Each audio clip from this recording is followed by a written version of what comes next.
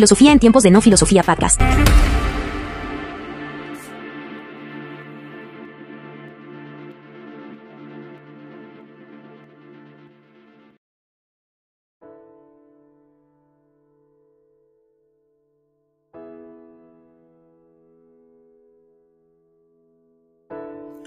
Bienvenidos al episodio número 18 y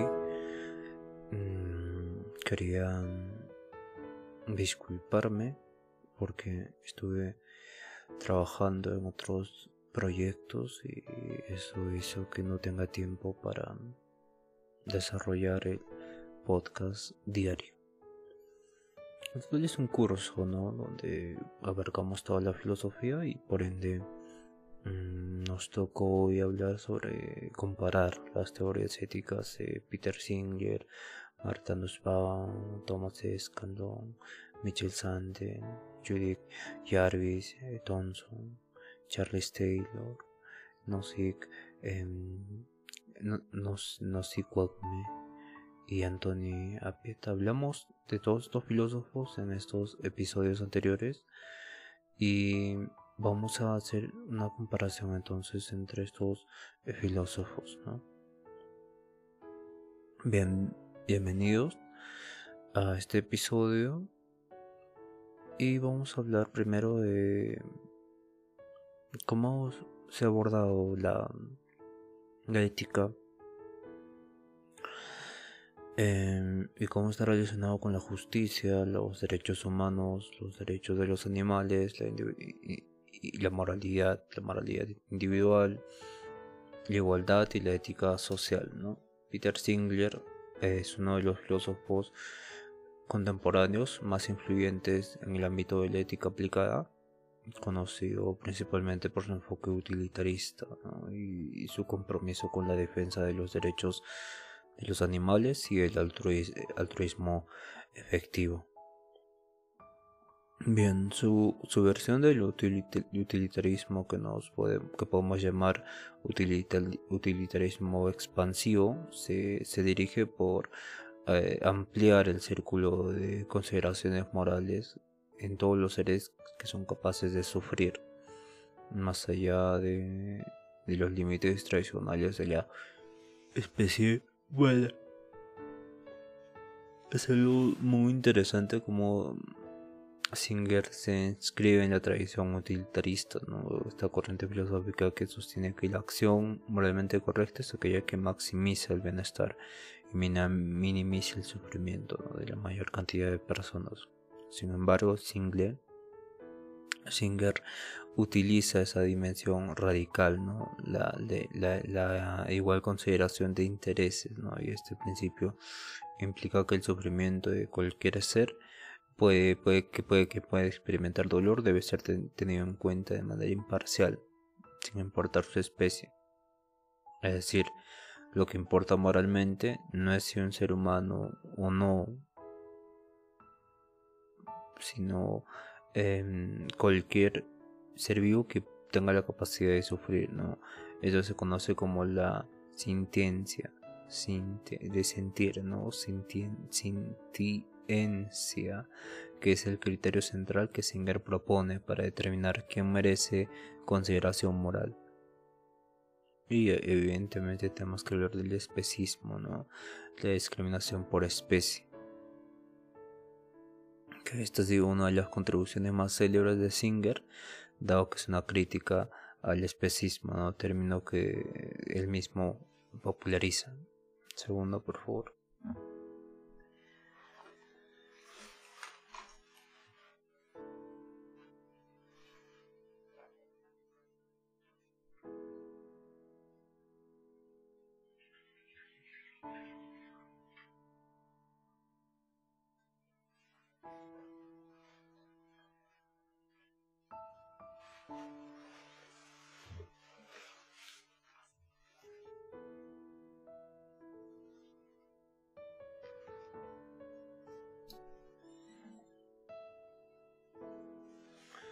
Este especismo es una forma de discriminación que otorga más valor moral a los intereses de los humanos solo por permanecer a la especie humana, no pertenece a la especie humana, no ignorando que hay otros intereses de otros animales, ¿no? Que también sienten. Y Singer sostiene que el especismo es tan arbitrario como el racismo o el sexismo, ya que se basa en una preferencia irracional por los miembros de un grupo determinado, que serían los humanos, ¿no? Por ejemplo, considerar aceptable infligir sufrimiento a un cerdo, pero inaceptable hacerlo a un perro, solo porque el cerdo es de otra especie, constituye este especismo. Y Singer también argumenta que la moralidad debe ampliar su círculo de preocupación para que incluya a todos los seres sintientes. Y esta visión se inspira en la idea de que también se tiene que desarrollar un progreso moral que consiste en extender la empatía y la justicia a grupos que antes eran excluidos, ¿no? Este es también un pensamiento de Henry Sidgwick, y en este caso Singer extiende esa idea, ¿no? Esa expansión hacia los animales no humanos que tienen también este tipo de sentir sufrimiento, ¿no? Singer no se enfoca en quién debe ser considerado moralmente, sino en cómo debemos actuar para lograr el mayor bienestar. Entonces aquí entra en juego el concepto de utilitarismo efectivo, donde la moralidad no debe quedarse en buenas intenciones, sino que debe enfocarse en las consecuencias concretas y medibles de nuestras acciones. Por ejemplo, donar dinero a una organización que previene la ceguera en el país puede salvar vidas y reducir más sufrimiento que donar la misma cantidad a una causa con menos impacto. Esto ha dado lugar a un tipo de altruismo efectivo, ¿no? Que Singer respalda activamente, promoviendo la idea de que las personas deberían usar su tiempo, dinero y habilidades para generar el mayor bien posible, ¿no? Basándose siempre en la evidencia y en el razonamiento. Un ejemplo, por ejemplo, es el veganismo y el activismo animal. Una clara aplicación es el utilitarismo expansivo, que es la defensa del veganismo y la reducción del consumo de productos de origen animal. Entonces, la industria ganadera y cárnica causa un sufrimiento inmenso, miles de millones de animales cada año, y adoptar una dieta basada en plantas es visto desde esta perspectiva de Singer como una forma efectiva de reducir el sufrimiento evitable. El impacto ambiental negativo también de la ganadería agrava la crisis climática, entonces lo que también genera sufrimiento humano.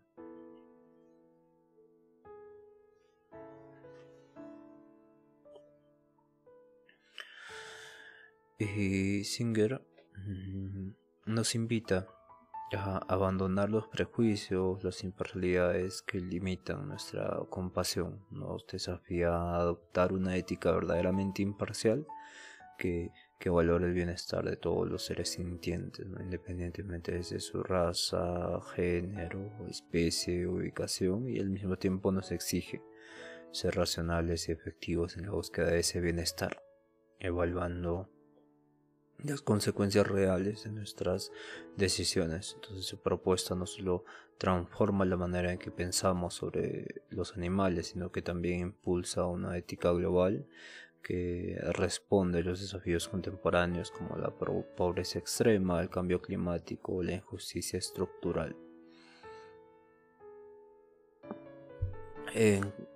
Otra filósofa de la que hablamos es Martha Nussbaum. Ella tiene la teoría de las capacidades, ¿no? Si recordamos que este es un enfoque económico, pero también filosófico, y que fue desarrollado antes por Amartya Sen, y se centra en las libertades reales que tienen las personas para llevar la vida que consideran valiosa, más allá de medir solo ingresos o bienes materiales. Se mide todo un tipo de consideraciones que los seres humanos somos capaces de realizar. Entonces Zen se enfoca en la libertad y la posibilidad de elegir, mientras Nussbaum elabora una lista concreta de capacidades humanas que considera esenciales para la vida digna, ¿no? Y hay un tipo de base de capacidades y una cúspide, ¿no? Donde recién se puede hablar de ética. Entonces, las principales ideas de Nussbaum es que critica el utilitarismo centrado en el placer, en la reducción de dolor, ese cientificismo que vimos con Peter Singer. Y el enfoque es basado sobre los recursos económicos, ¿no? Argumenta que el bienestar no se reduce solo a placer o tener bienes, sino que a poder realizar ciertas actividades y desarrollar las capacidades necesarias para la vida plena. Entonces, la teoría de Weismann se basa en la idea de que cada ser humano tiene un valor inherente y debe poder desarrollar su potencial, ¿no? Sostiene que el objetivo de la justicia es garantizar que todas las personas tengan la oportunidad de vivir una vida digna más allá de sus condiciones sociales o económicas. Nussbaum también propone una lista de 10 capacidades fundamentales que deben ser garantizadas por cualquier sociedad justa, y estas capacidades son consideradas como requisitos mínimos para una vida digna. Por ejemplo, vida, ¿no? Poder vivir una vida de duración normal y no verse privada de ella de manera prematura es una de las capacidades primarias, ¿no? La salud del cuerpo. Las 10 capacidades, ¿no? Tener una buena salud, alimentación adecuada, vivienda, acceso a atención médica. La tercera capacidad es la integridad corporal, no poder moverse libremente, estar protegido contra la violencia, tener opciones en temas de la reproducción. La cuarta capacidad es sentidos, imaginación y pensamiento, ¿no? Poder utilizar los sentidos, ¿no? Y la imaginación, el pensamiento de manera informada para una educación adecuada, ¿no? Las emociones también son una capacidad, poder tener vínculos afectivos, amar, cuidar, sentir tristeza, enojo, sin vivir sin traumas que impiden el desarrollo emocional, ¿no? La razón práctica también es un tipo de capacidad que nos ayuda a reflexionar sobre la propia vida y decidir sobre el propio camino de acuerdo con valores personales, ¿no? La afiliación también, poder vivir con otros, formar relaciones sociales y participar en la comunidad, ¿no? Ser tratado con dignidad e igualdad sin discriminación. Esta es la capacidad de la afiliación. También existen otras especies, ¿no? La capacidad de convivir, relacionarse con animales, con un entorno natural, con las plantas, y esto es esencial también como una capacidad. La capacidad de juego también, poder disfrutar de actividades recreativas, disfrutar del tiempo libre, y la última capacidad es el control sobre el entorno, ¿no? Y esta es la capacidad que se realiza en la política, ¿no? Poder participar de decisiones políticas, el voto, tener derecho a la libertad de expresión, a la asociación, y también tener propiedad, ¿no? Tener un trabajar en igualdad, participar en relaciones económicas justas. Entonces, estas 10 capacidades constituyen la base de la ética, ¿no? Y mientras menos tengas estas capacidades, menos morales, menos buenos, menos libres son. Primero hay que cubrir todas estas capacidades para recién poder hablar de una ética, ¿no? Que ya constituyen estas capacidades lo que sería una ética correcta. Bien, entonces la aplicación de esta teoría de capacidades, como vimos, se da en las políticas públicas, ¿no? También en la educación y la salud, y tiene enfoque en los más vulnerables, ¿no? Para que aseguren a los grupos vulnerables tener acceso a una vida ética, ¿no? Y que estas discapacidades constituyan ya un tipo de desarrollo para mujeres, niños, ancianos, personas con discapacidad, todos esenciales, ¿no? Bien,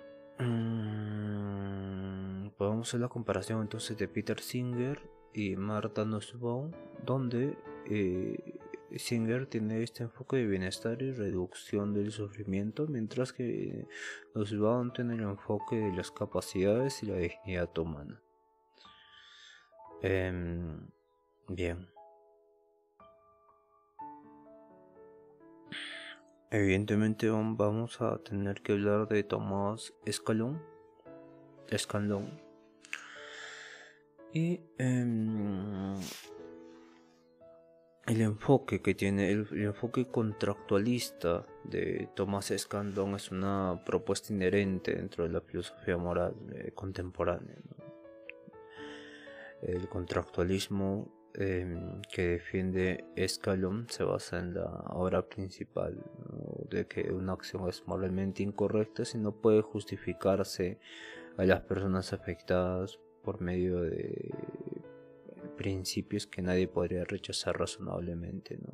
Como vemos, este contractualismo de Escalón trata de llegar a un consenso general de por qué estoy haciendo esta acción, ¿no? A diferencia de las teorías utilitaristas y maximizar el bienestar general, Escalón está centrado en las relaciones interpersonales y la justificación mutua, tipo de justificación mutua, ¿no? De la razón, la razón prima. Entonces, la moralidad para Escalón no se trata solo de consecuencias o de maximizar el bienestar. Lo fundamental es cómo justificamos nuestras acciones ante los demás, ¿no? La clave está en preguntarse ¿podría cualquier persona afectada por esta acción rechazar razonablemente el principio que la permite? O sea, que tenemos que usar la razón para justificar algo que no necesita ni siquiera justificación, sino que por la razón ya misma constituye una justificación a nuestra acción. Entonces, las normas morales se basan en principios que todos podríamos aceptar, ¿no? Considerando las razones e intereses de cada persona. Si una persona tiene una razón fuerte para rechazar un principio, ese principio no es moralmente adecuado, sino unanimidad se conlleva ya este tipo de aceptación de las acciones que se podrían realizar. Bien, Escalón también destaca que las personas son fines en sí mismas, igual que Kant, y deben ser tratadas con respeto y consideración, ¿no? Y su enfoque subraya que la moralidad se basa en el valor intrínseco de las relaciones humanas basadas en la justificación y el respeto mutuo. También en Escalón vemos el rechazo del utilitarismo, ¿no? Una crítica, porque puede justificar sacrificar a unos pocos por el bien común de la mayoría. Entonces en Escalón cada persona cuenta por igual. Y por nada en el mundo no se deben ignorar los reclamos individuales por el bienestar colectivo. Un ejemplo de esto conlleva que una empresa decide despedir a 100 empleados, ¿no? Y para aumentar sus beneficios y beneficiar a los accionistas.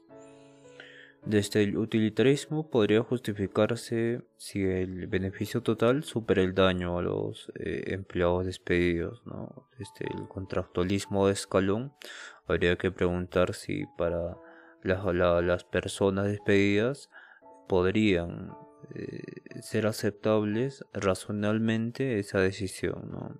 Si consideran que sus intereses fueron ignorados injustamente, podrían rechazar razonablemente este principio que permite despedirlo solo por aumentar el beneficio personal. Entonces, por lo tanto, la acción sería moralmente incorrecta, pero por el contrario, si los trabajadores despedidos piensan que es razonable la justificación, entonces sería moralmente correcto. Como vimos, Escalón se enfoca en la razón, no en la razonabilidad.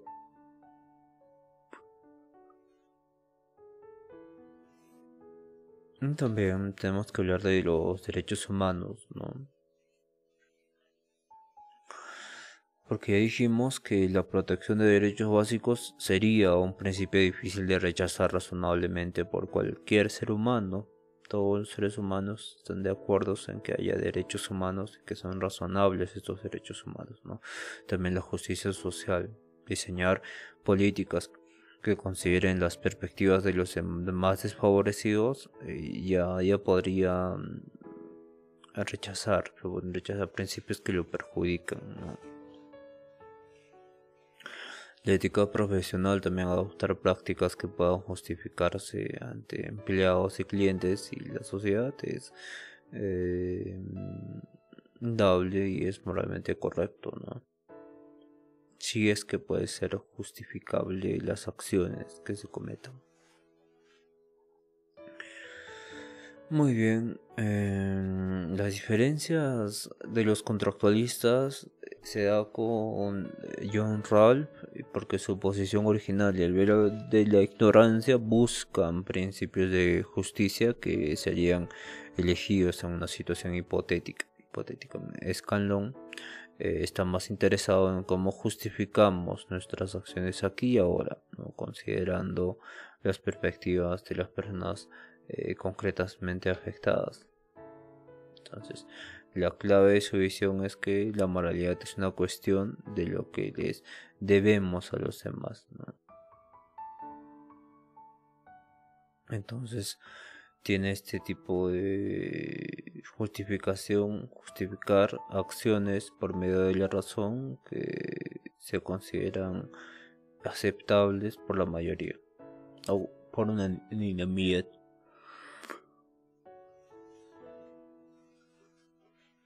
También Michel Sandel es conocido por su ética al individualismo. Entonces va también en este tipo de favor de una ética comunitarista, ¿no? Va en contra de la ética comunitarista. ¿Qué diferencia de Singer, Sandel se enfoca en el bienestar y en las capacidades individuales, ¿no? Michel Sandel pone énfasis en la comunidad y tiene un énfasis en las virtudes cívicas. Las virtudes cívicas que juegan un papel crucial en la justicia, ¿no? Porque Sandel defiende que la justicia debe considerar los valores y las tradiciones comunitarias y que las decisiones morales deben ser informadas por una visión de lo que es bueno y para la comunidad, ¿no? Para Sandel no todo puede ser reducido a intereses individuales o la maximización del bienestar, sino que debemos tener en cuenta nuestros lazos sociales y culturales, ¿no? Judy Jarvis Thompson es conocida por su trabajo en la ética aplicada, particularmente la defensa del derecho al aborto, ¿no? En su ensayo sobre el derecho a la vida, manifiesta su pensamiento filosófico en la ética, ¿no? Thompson utiliza ciertas analogías, como el famoso caso del violinista, argumentando que incluso si un feto tiene derecho a la vida, eso no implica que una mujer deba estar obligada a sustentar su vida, ¿no? A través del uso de su propio cuerpo. Entonces Thompson defiende una moralidad basada en los derechos individuales y la autonomía personal, lo que lo coloca en contraste con las teorías de Singer, que son más comunitaristas, ¿no? Que enfatiza la reducción del sufrimiento. Tenemos varios de hecho, ¿no? Vamos a hablar también de Charles Taylor, que este es un filósofo que se enfoca en el concepto de reconocimiento dentro de las sociedades, ¿no? Según Taylor, los individuos, Charles Taylor, no solo necesitan ser respetados, sino también reconocidos dentro de su contexto cultural y social, ¿no? Y su teoría busca crear un equilibrio entre los derechos individuales y las necesidades de la comunidad, ¿no?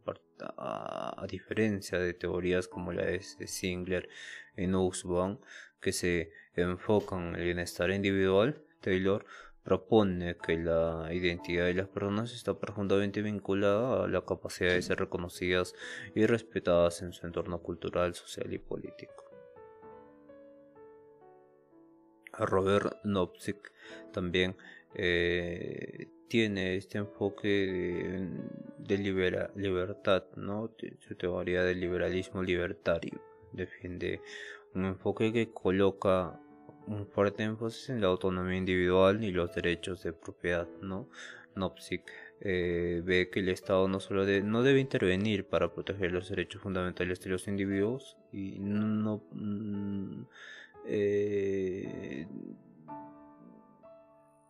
debe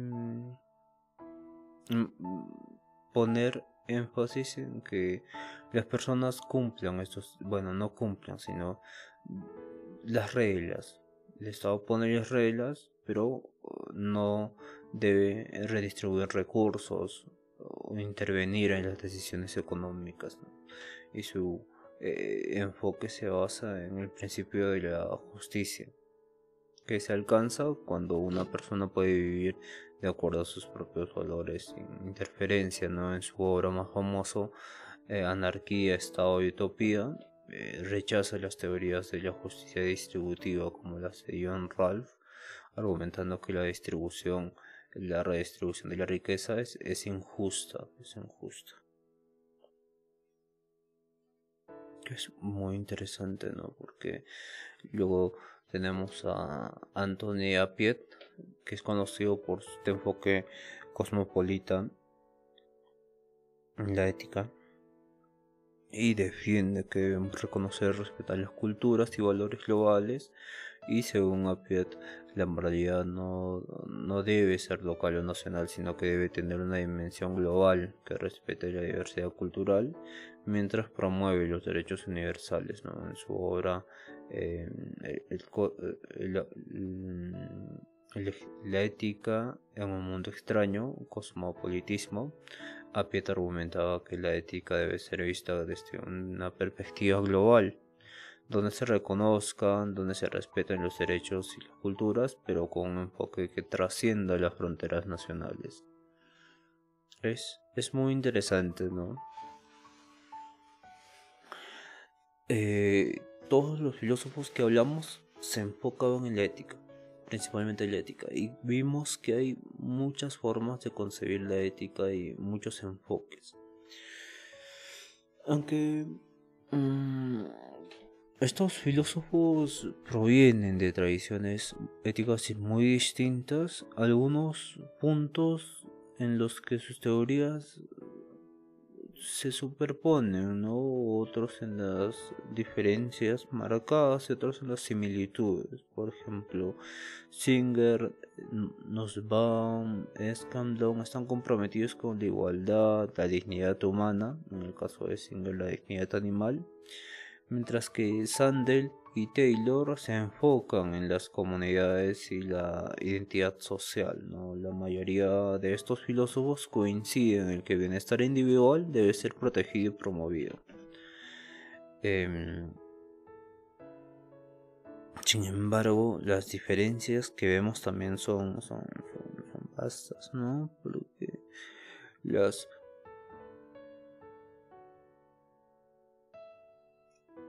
principales diferencias surgen en cómo entienden el valor moral y la justicia, ¿no? Por ejemplo, Singer y Nussbaum son muy inclusivos y universalistas, mientras que Nozick es más libertario, defiende un modelo más individualista, ¿no? Y Taylor y Sander ponen énfasis en la comunidad, lo que podría ser visto como contraste con el individualismo de Nozick y la justicia imparcial de Escandón. Entonces, Singer y Nussbaum han influido profundamente en los derechos de los animales y la justicia global, y Sandel y Taylor ofrecen una perspectiva clave sobre el respeto mutuo en sociedades pluralistas, mientras que Nozick defiende una sociedad mínima, ¿no? Y Antonio Appiah desafía las fronteras nacionales y promueve un enfoque ético más global. Entonces cada uno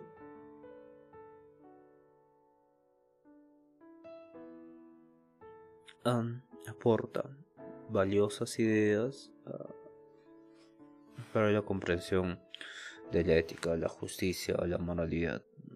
Al compararlos, podemos ver cómo las teorías éticas contemporáneas abordan preguntas complejas como el bienestar, la igualdad, la justicia social, ¿no? Y estas teorías nos ofrecen un conjunto de diversas herramientas para reflexionar sobre nuestras acciones en el mundo y también las consecuencias de estas acciones. Bien, este ha sido un episodio bastante interesante. Volvemos a mencionar que vamos a seguir completando los días que nos faltan por estos retrasos que tuvimos, pero ya se está acabando, Muy bien, nos vemos el día de mañana, que vamos a hablar sobre la ética del cuidado. Después vamos a pasar a la bioética y los problemas contemporáneos que se tienen en la ética. Los dilemas éticos en la medicina, la bioética y la tecnología, la bioética y la justicia social, los dilemas éticos y las decisiones morales en la vida actual, las reflexiones sobre el mes de la ética que estamos hablando, y finalmente el 28 vamos a hablar sobre el cierre del mes, ¿no? Conceptos generales. Y el 28 sí, entonces nos vemos el día en marzo, y avanzamos con la metafísica y la ontología. Ya vamos a sacar con la ética hasta el 28. Nos vemos el día de mañana y cuídense todos y otra vez ánimo.